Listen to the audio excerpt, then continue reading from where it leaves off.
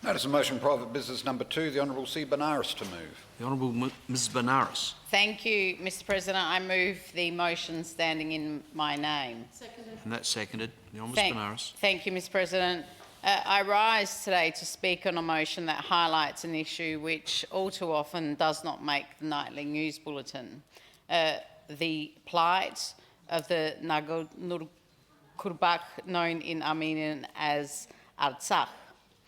5 years ago, on the 27th of September 2020, Azerbaijan launched an unprovoked 44-day war against the self-determined territory of Artsakh.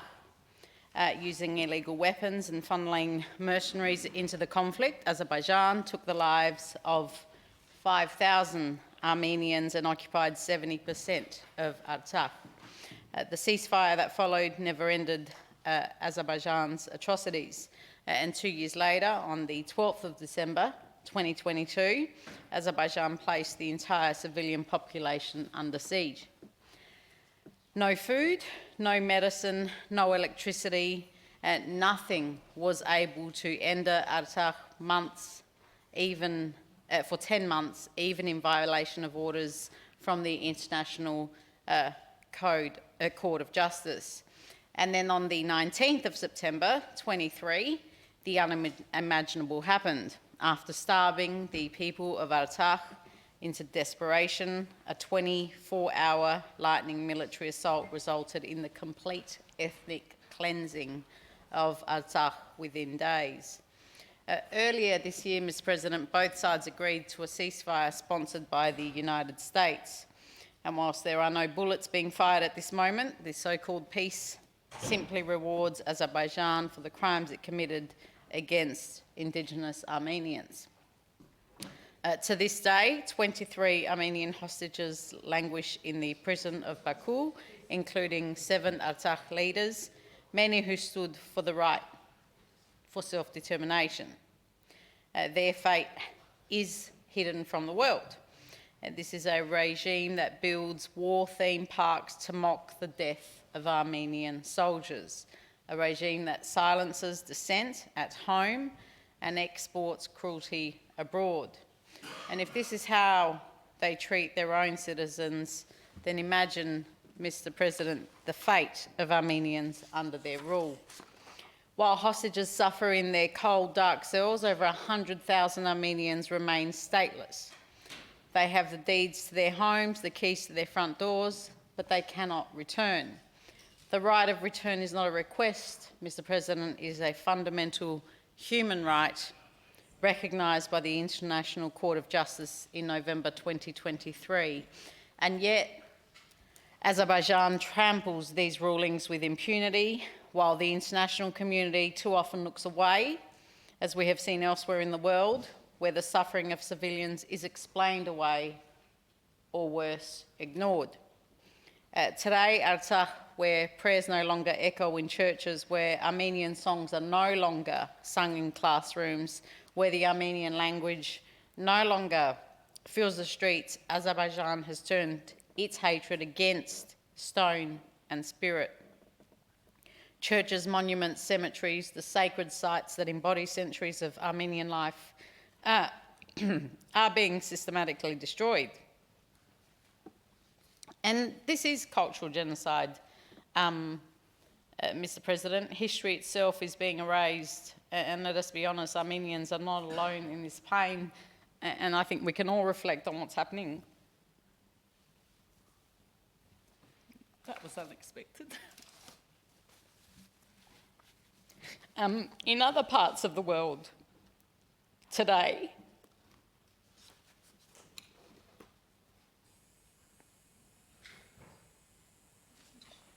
I've got one,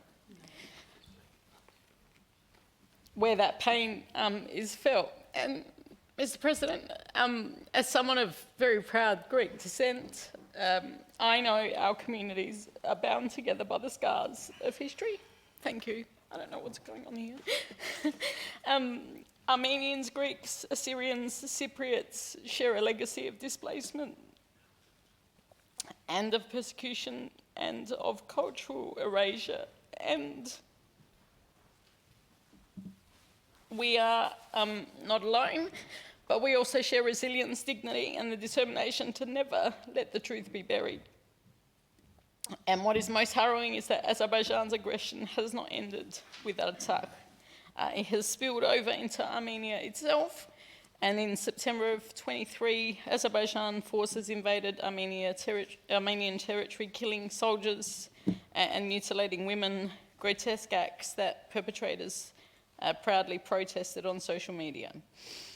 Inside Azerbaijan, ancient Armenian cities are being renamed, identity papers rewritten, and preparations laid for further erasure.